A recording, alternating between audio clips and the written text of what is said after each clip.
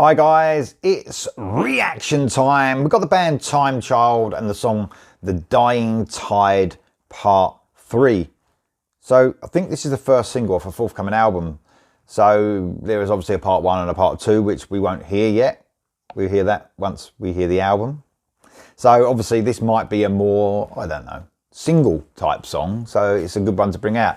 I think the same happened with that great album Via Row brought out a couple of years ago. They brought a part 3 out, or a part 2 out of a 3-part trilogy, and the songs were, you know, sort of different, so it didn't really matter so much. So this band, getting back on track, this band, I did a reaction quite a while ago for one of their songs, and it was absolutely brilliant. So Wes has asked for this, Wes Howard, and their album's coming out. It's called Blossom and Plague, and it's going to be released on the 1st of September through Mighty Music, another great label that we're hearing more and more music from. Without further ado, this is Timechild. This is The Dying Tide Part 3.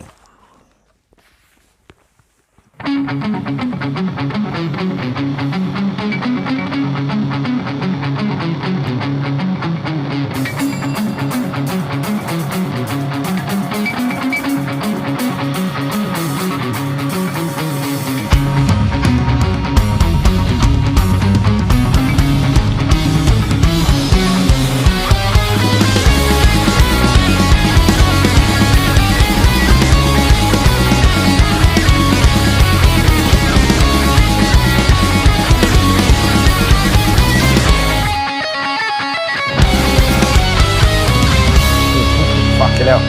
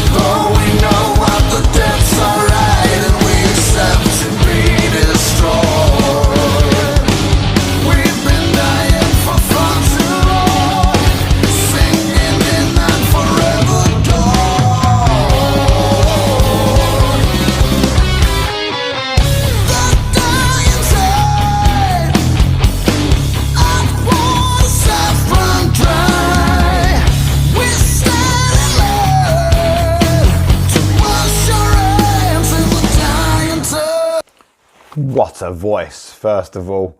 Man, that chorus almost got a Chris Cornell feel to his vocal.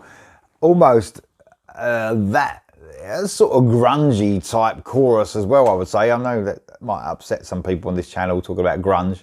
But I mean, some bands in that era, I looked on differently. I think Jam, who's obviously always on the channel, one of the idiots, said, you know, why was it called grunge, and why was it sort of like people looking at it in a different way? Because it was almost like some of it was just metal at that time, and it was just looked at differently. And you know, people like melodic hard rock like me, I got into that stuff as well.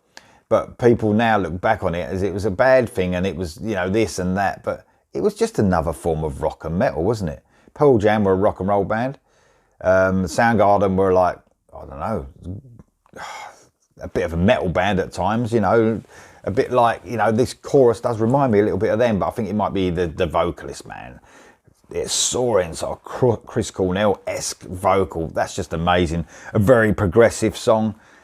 Strange, isn't it? That when that first verse came in, I didn't understand. Not that I don't. You know, I'm not a musician, so I find it sometimes hard to follow the rhythm of, you know, certain odd time signatures. And when that first came in, I thought it scrambled my brain a bit because I'm not that intelligent to understand some of the rhythms that bands do. But then when it came back in the second time, when it came out of the part that didn't have an odd time signature, I understood it. The rhythm was there. It almost needed that more simpler rhythm for me to understand the odd time signature. I'm sorry, I'm not a musician, so I was a bit, but I was never in a progressive band. We was never that intelligent to write this sort of stuff. But man, I tell you what, that chorus just totally is so stand out because of those rhythms that are going on towards it. And then when it just slows down into that sort of half time, almost reminds me a little bit of the Sabbath, Bloody Sabbath, when it goes into that that bit, that really cool bit where Ozzy just reaches and reaches. That song almost gives you that feels, and I think that's such a fucking cool chorus, man. I absolutely love it. Obviously, these guys are amazing musicians, but they've got that classic rock feel as well as that progressive side to them. Yeah, I remember the vocalist last time actually on that reaction. I was just like blown away by some of the heights he can hit. So he's an amazing vocalist, this guy. Absolutely amazing. Here we go for the rest, guys. And what are they going to do with this song? I don't really know, but here we go to find out.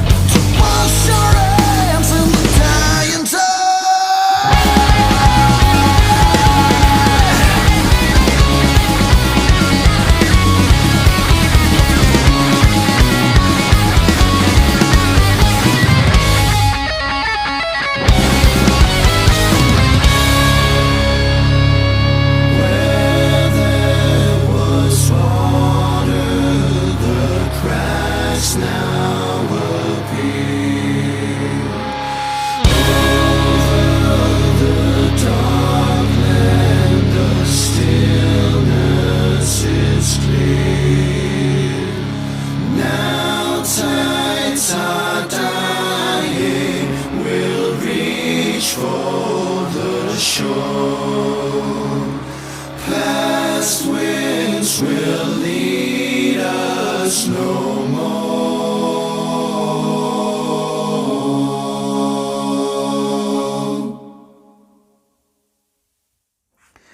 Well, very fucking original. Love the a cappella bit at the end.